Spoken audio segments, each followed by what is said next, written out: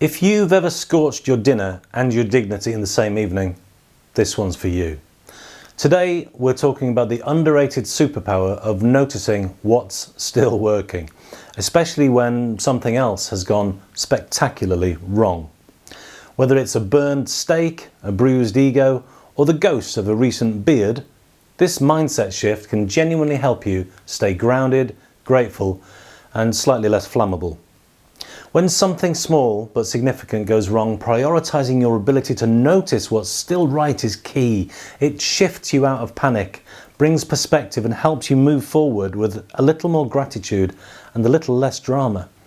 We're looking at how focusing on what's working rather than catastrophizing what isn't can help us deal with pain, pressure, or even just poor decisions at the stove. Today's top tip: learn to clock your blessings before you burn them.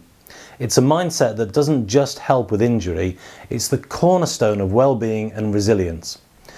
Right, so here's the backstory. Yes, it involves a beard, not the face you're seeing right now, currently clean-shaven and mildly wiser than earlier, but a fairly recent version of it. Is that a beard or a cry for help? Every friend I saw that week asked me. A style experiment, a midlife rebrand, an attempt to join the ranks of rugged men of a certain age, or emulate the late 90s George Michael? No to all of those. I'd burned my face. Now, before you panic, I'd already done that myself, and it turned out fine. It could have been so much worse. But it's also the reason that I was briefly wandering around like a Tesco Vanlue Gandalf. Look, here's what happened. So I'm cooking steaks. Nothing unusual, I've done it 100 times. I always oil the steaks, never the pan. But this time, for some reason I can't explain, I poured sunflower oil directly into the cast pan, and I poured too much of it. Still don't know why. And it was not just any old pan either. It was, a 60-year-old skillet handed down from my mum and lovingly restored and re-seasoned by yours truly.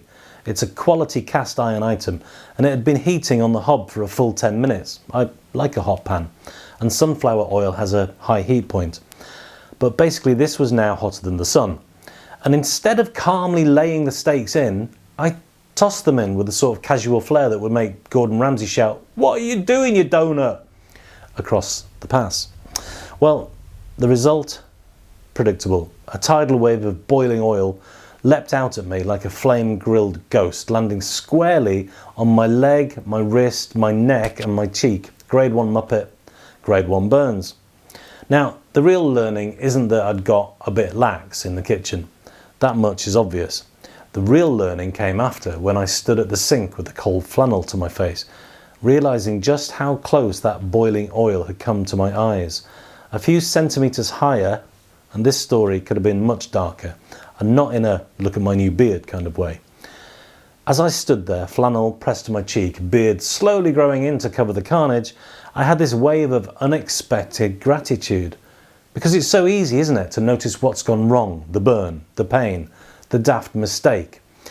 But how often do we stop and acknowledge what's still working, what's still intact, what's still looking out for us, quite literally in this case? We all do it.